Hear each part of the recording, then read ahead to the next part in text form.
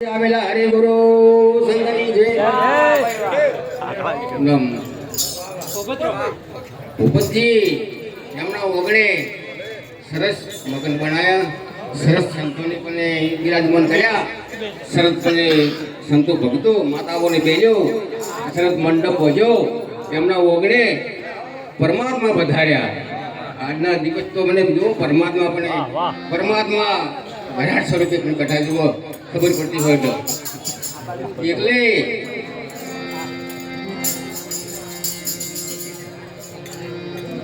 આવા મંડપ બોધવા આવું કોઈ સંતોનો શબ્દ ભળવા મળે, કહેવા મળે, આપણે એ કોઈ ભાગશાળી કહેવા, જેટલા આપણે કોક ભાગશાળી કહેવા કે બીજા અવતારાને કોઈ આર્ય કોઈ ભૂજી આવવું નથી. મનુષ્યના અવતારે જ આર્ય પરમાત્માને પદને આપણે કોમવું હોય, પરમાત્માના પદને આપણે જો એમને કોમવું હોય તો આવો જ મનુષ્યનો અવતાર છે કે બીજા કોઈ અવતાર કોઈ મેળ પડે એમ નહીં. સંતોના શબ્દો કેવા છે? એ ડોક્ટરી દવા જેવા છે, ડોક્ટરી દવા જેવા છે. એ આપણને પોષ વિશે દુખાલે અનેખા ઈર્ખા, પણ જો આ શબ્દો આપણે વભળ તો આપણને બધા આ રીઓ આપણને દુખાલે નહીં.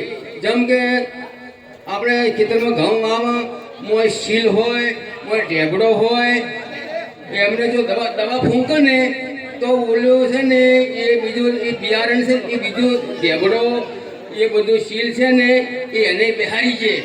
પણ ઢોર શું કરે?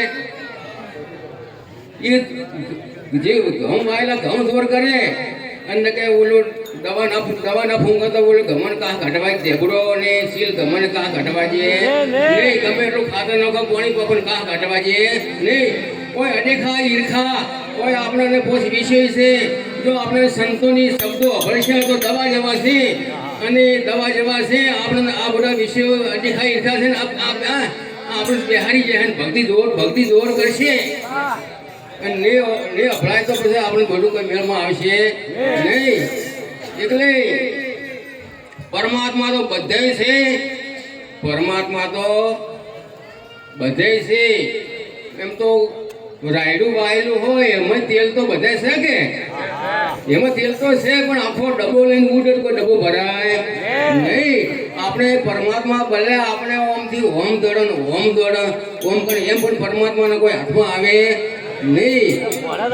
પછી આપણે એ ગાયને કાઢવી પડે, કેસરમાં નાખવી પડે, અને પછી એને કોણે લઈ જાય તો આપણને એ ડબ્બો ભરાય. આપણે જો સંતોના શબ્દો છે કોના જેવા છે, તે શબ્દના સોના આપણે એ કોના જેવા મને હોય. આપણે આ ડોખળ આ છે ને દેહ દશા છે એ જ આપણને ડોખળ છે. અને દેહ દશા મટી જાય તો તેલનો ડબ્બો ભરાય ને ભરાય.